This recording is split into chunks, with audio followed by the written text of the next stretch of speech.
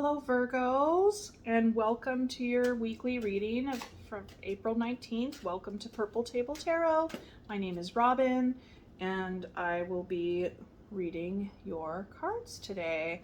So thank you so much for being here. I really appreciate it. And I knew that this deck was calling to me for you today. It's the Ethereal Visions deck, and it's beautiful. But thank you for being here. And we're going to see what we have in store for you today.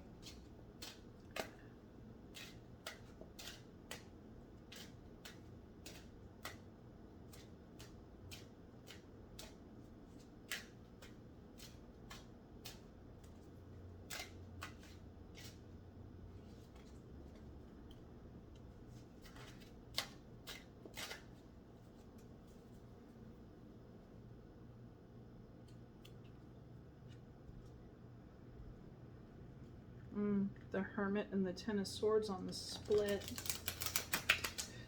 What have you been up against? The Hermit's you. You know that, right? That's who you are in the tarot, the Virgo.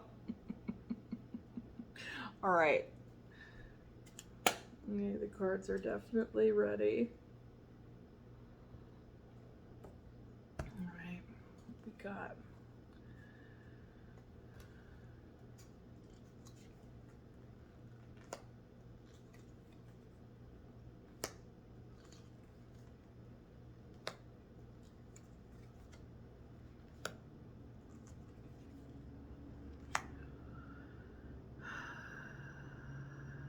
Okay.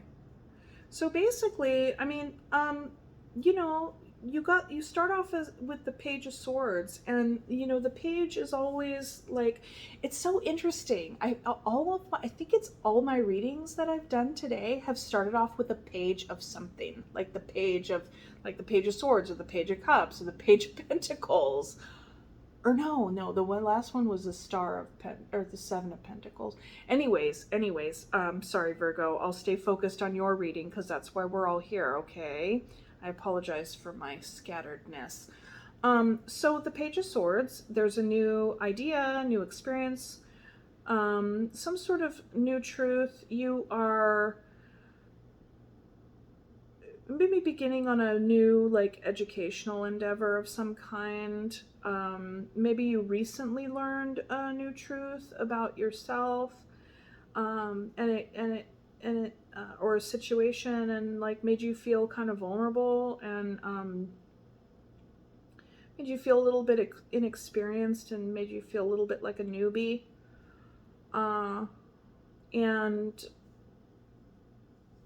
And maybe there are some of you out there who are, you know, recently put kind of in a newbie spot when it comes to learning something new, or whether it be like a lesson, or a truth, you know, internal or external, whatever the case may be. But there's kind of a newness.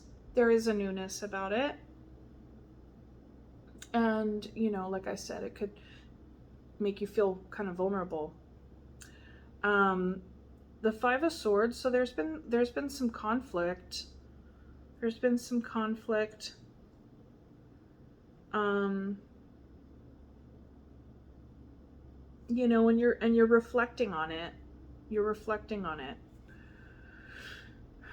And so then the Nine of Cups, which is kind of like, looks like it's kind of the core of this, is you know, there was a wish fulfillment here of some kind, and you know, you decided that, you know, it was best for you to create your own happiness, and that's a wonderful thing, you know. But it looks like amidst it all that you're bringing your best and highest self to whatever it is that you want to do, or just kind of like you're just bringing your best and your highest self to your life right now, and sharing the gifts that you have. You're maybe reevaluating, you know, who you want, like the type of person you want to bring to the table, because there was some sort of new experience over here with like a learned truth or a new lesson, and that kind of put you back to the to kind of put you back to the start, and there was some conflict, and then like you're really contemplating about it. And so I think like coming out of that contemplation, you are thinking about like what you want to bring to the table.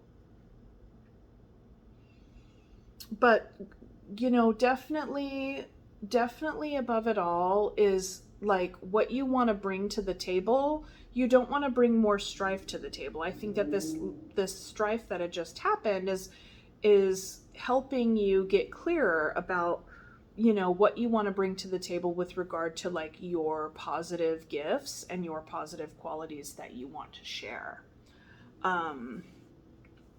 And how those positive qualities and gifts are things that you can share, but it's also things that you have within you that can help you create your own happiness of where you're at. Because this was stressful and sad and a bummer. Conflict is what it is, you know. It's a negotiate. It's a working something out. Working something out.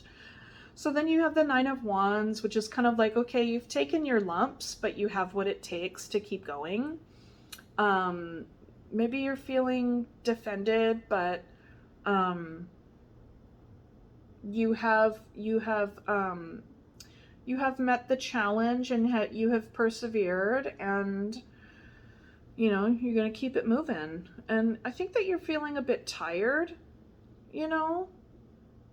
And I think that you really want to take action on things, but there's a part of you that's like, you feel like maybe your actions along the way have been like this journey has been hard. Like this, like whatever it is that you're coming out of was like really hard for you. And maybe you felt like you had to overcome a lot of obstacles in order to like keep going. And you've definitely taken your lumps, you know, but I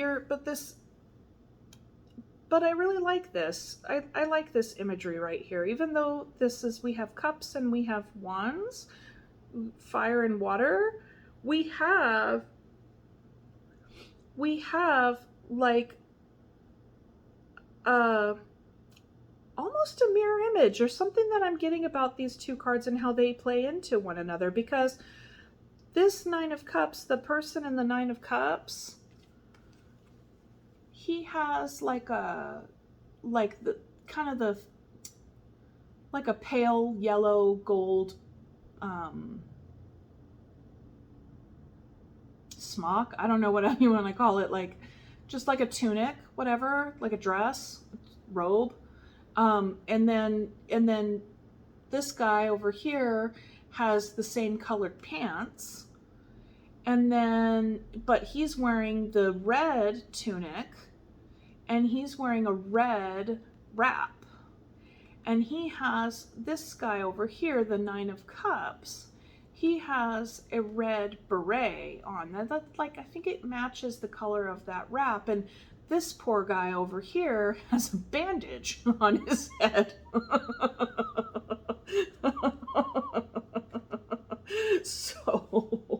So, and the thing is as I'm looking at it, and I really hope that you can see this, and this poor guy over here is looking at this guy, right? He's like, oh, and this guy is like standing tall, you know, he's standing tall in his confidence, because he has gone through his own journey. You know, it's like this is an elder here, and this has a youthful energy, and I feel like that these two are communicating something to us. You know, while the Nine of Wands, while this fellow in this situation has taken their lumps and is just they're gonna keep going, they're really looking to how to get they're like, how do I get to the Nine of Cups? You know, it's like that's what they're like thinking to themselves. And I think that's what you're I think that there's a part of you that really wants to bring your highest and best self, but then there's aspects of you that maybe, I don't know, like maybe need a little bit more work to actually, maybe not bring a little bit more work, but like there's a part of you that looks at that ideal of yourself, of your highest and best self, and is like, can I really do that? Like, is that me? Like, do I have that in me? Am I able to do that? Because, you know, quite honestly, I've been on this journey and I keep getting whopped in the head with all these wands.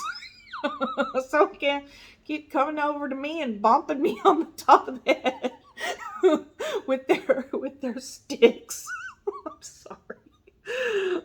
You know, so it's like it's kind of like maybe this person's like, do I deserve to like live in this high and best self? Am I just gonna keep cruising along and like, you know, be like this, I don't know, like it's like, oh yeah, I feel like the nine of sword or the nine of wands can also have an energy of I've taken my lumps and I'm continuing to move forward, but at the same time it's like, why do you keep walking into camps where people are bonking you on the head? Like, what? Clearly you're not co-creating these experiences. Like something is happening where it needs to be reevaluated. You know? Oh, my little kids are home. Ooh. Sorry. Okay. I might have to stop the reading and do the reading later, you guys, but it'll just be like another video. Like no time will it like it'll be real fast, you know, it'll feel like time passed, like we're in a little time machine. Like this video ended, then the next video starts. So that's what we're gonna have to do because my kids are home. So I will pick up this reading in a little bit. You'll see it in part 2, okay? All right. It'll be dark outside. Okay, bye. Mommy,